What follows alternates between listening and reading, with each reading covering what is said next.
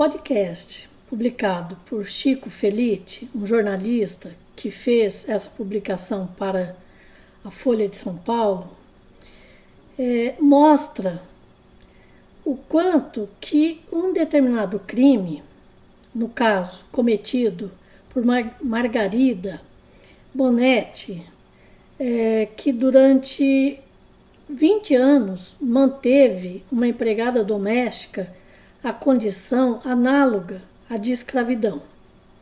Isto ocorreu entre a década de 70 e final da década de 90, nos Estados Unidos.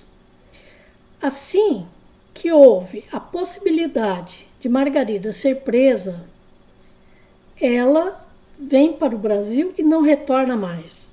Essa atitude de Margarida mostra que ela, ao menos na época, tinha plena consciência do que ela havia feito. E essa vinda dela para o Brasil foi para não ser julgada e condenada lá nos Estados Unidos por esse crime. E ainda, o marido de Margarida, René, ele foi julgado e condenado e ficou preso naquela época, né? Sendo que ela, como eu falei, ela ficou e está até hoje impune por esse bárbaro crime que ela cometeu.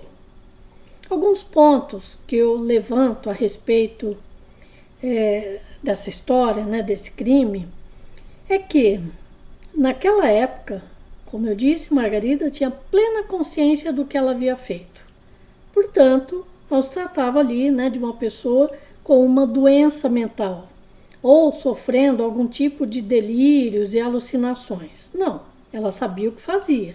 Tanto que ela vem para o Brasil sabendo que não seria extraditada. E com isso, enquanto estivesse aqui no Brasil, ficaria impune. Ocorre que uma pessoa que é considerada plenamente consciente do que faz, e em geral, quando essa pessoa comete crimes com requintes de crueldade, crimes em que a vítima, por várias circunstâncias, não tem como se defender, crimes em que existe o emprego de uma violência gratuita, em geral, esse tipo de criminoso é um psicopata.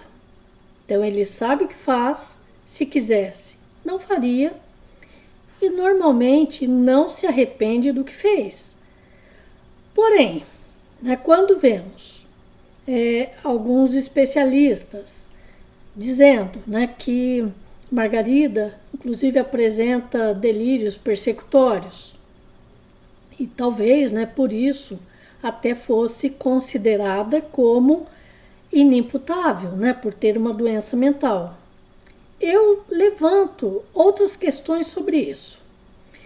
Uma pessoa que foge de um país como os Estados Unidos e vem para o Brasil, e aqui ela tem a proteção da nossa lei, e ela, sabendo disso, provavelmente ficou mais recolhida, né, até para não ficar se expondo, e com o passar do tempo, e nessa solidão que ela deliberadamente optou para não ser punida, e vivendo, né, nessa condição solitária, aos poucos, aquilo que o psicopata apresenta, que também é um delírio persecutório, pode ter se tornado mais intenso.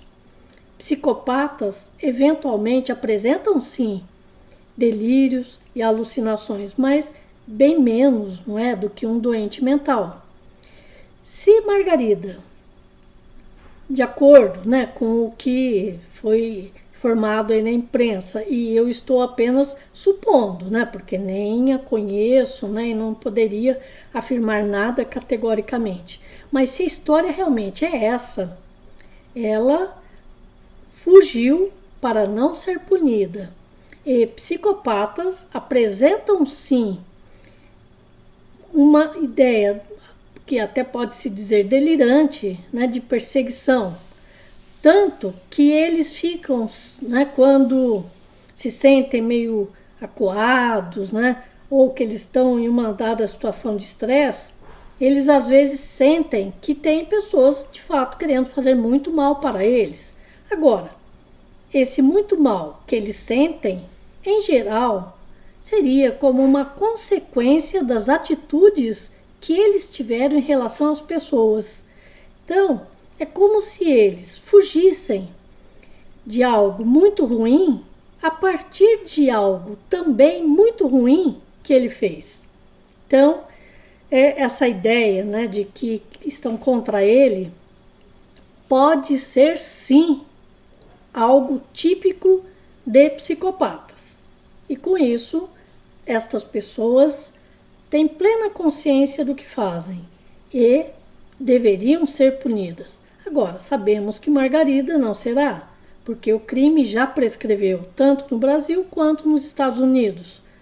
Porém, essas bizarrices, né, essas idiosincrasias de Margarida denotam, né, que caso de fato se trate, né, de uma pessoa com uma personalidade psicopática, é daquele tipo que procura viver mais em isolamento, que tem condutas mais antissociais no sentido de não querer estar com as pessoas, né, de não sentir-se bem com as pessoas, porque na verdade, né, quando esses indivíduos assim agem, é porque eles gostam de pouquíssimas pessoas, né?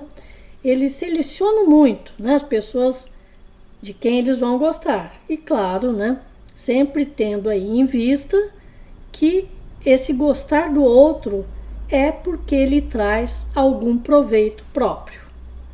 Desse modo, né, eu acho que pensar, né, a respeito das coisas, né, que ocorreram e de toda a repercussão desse caso, né, é importante, né, para que a gente tenha plena consciência também de que psicopatas podem sim viver isoladamente, e quanto mais isolados eles vivem, mais atitudes incomuns eles podem tomar, né, até mesmo por uma questão de autoproteção.